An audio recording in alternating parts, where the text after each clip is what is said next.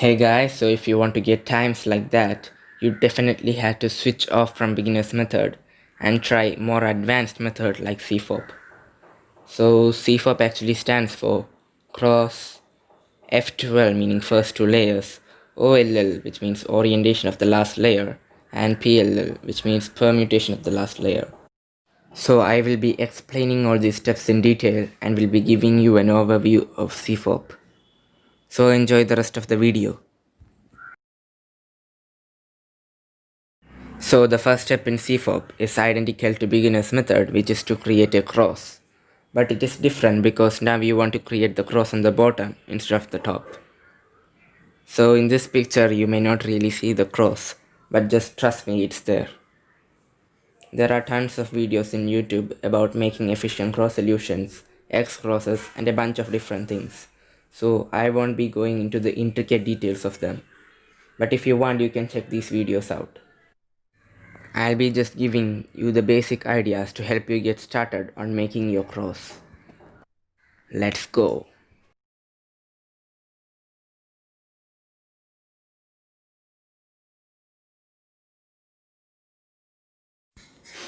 So before getting into the video, I just wanted to say that doing cross on the bottom will be unnatural at first, but keep practicing and it will be easier. So let's get into the video. So for this case, what beginners tend to do is just align the cross pieces to the center and insert it one by one, like that. So something that we can do is just solve these pieces relative to each other and align the cross at the end like that. Basically, that's the essence of first important case. So here is another example where that will be useful.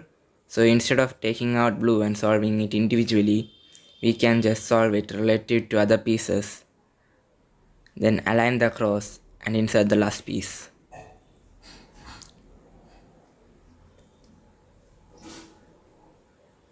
So here is another example.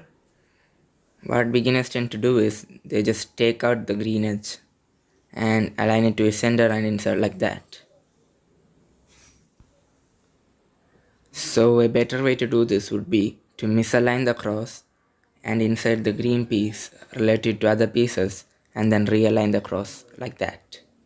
If you still didn't understand, basically the first case requires you to solve pieces relative to each other instead of solving them one by one and then align the cross.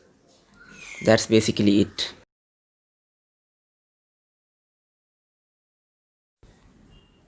So this is an example to help you understand the second important case. So what beginners do is they insert the green edge individually and insert the red edge individually as well. So what you should do is insert the green edge partway, move the red edge over it and insert them together like that. If you didn't get the point from that little example, basically the whole concept is in second important case, while inserting cross edges, you do extra moves to influence other cross edges. So I'll be doing a few more examples to help you get the concept of it. So you guys may be thinking, okay, so for this case we can influence blue via red like that. But for orange we have to insert it individually, right? No, there's another way. But because before inserting blue, we can just do an F2 and then we can influence orange like that. So now let's do an example cross. So here, when I insert the orange cross edge, I actually influence the blue cross edge. So let's insert that normally. Now let's insert the green cross edge normally as well. Now from first case, we know how to solve this. We basically misalign the cross, insert the cross edge and realign the cross. So we just do that. Like that. So congrats if you have followed me till now, you are qualified as a cross solver.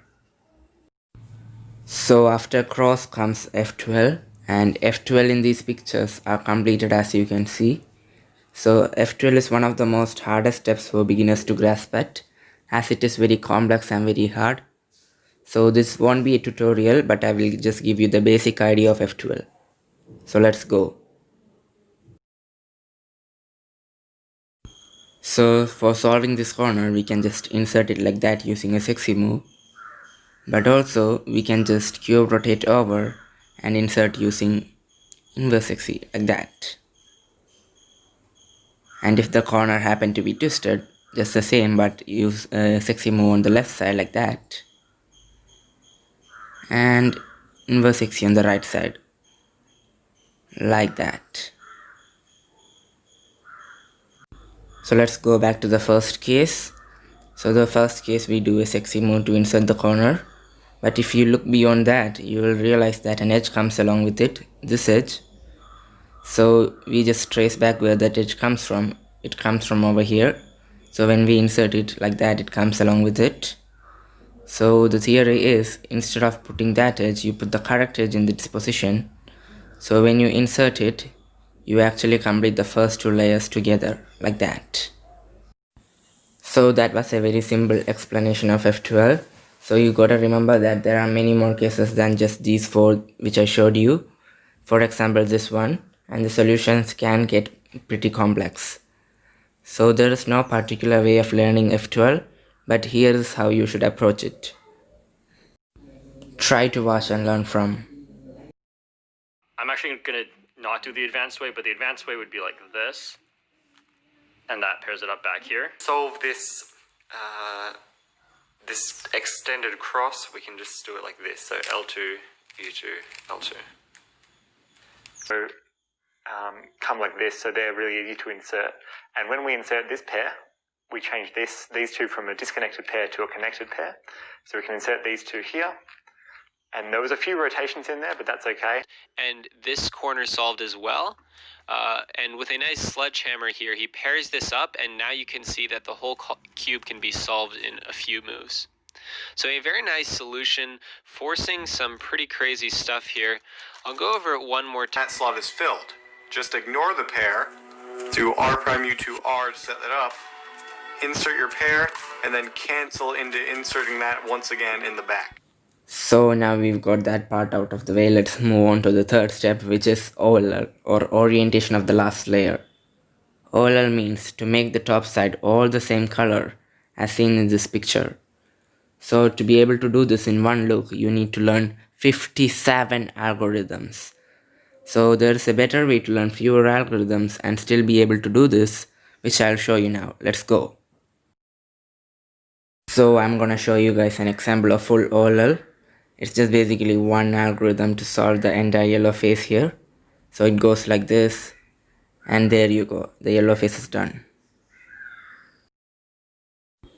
So instead of learning 57 algorithms for OLL, you can use beginner OLL or true look OLL, which reduces the algorithm count to 10. This is not going to be a tutorial, but I'll just quickly give an example of what beginner OLL looks like.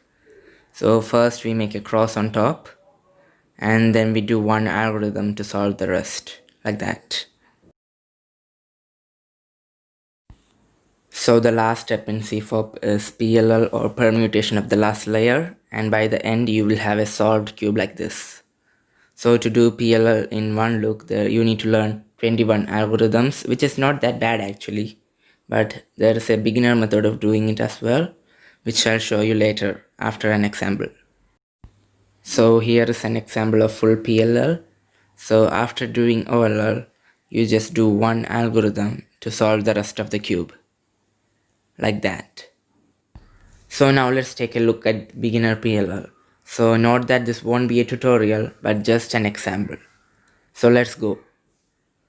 So what you do in beginner PLL is, you do an algorithm which solves all the corners, and then you do another algorithm which solves all the edges. So this brings the algorithm count all the way from 21 to just 6, like that. So for improving our times in CFOP, you can learn a lot of different subsets of algorithms like OLL-CP, winter variation, COLL, ZBLL, and a bunch of different things. But that's majorly unnecessary because you can just stick to the fundamental 4 steps and you can get pretty good times like me. So that brings us to the end of our video. So hope this video have helped you guys, and if you like the video, be sure to hit the like button. If you have any doubts, you can leave them in the comment section below and I'll answer them. So that's it. See y'all in the next video, I guess. Bye.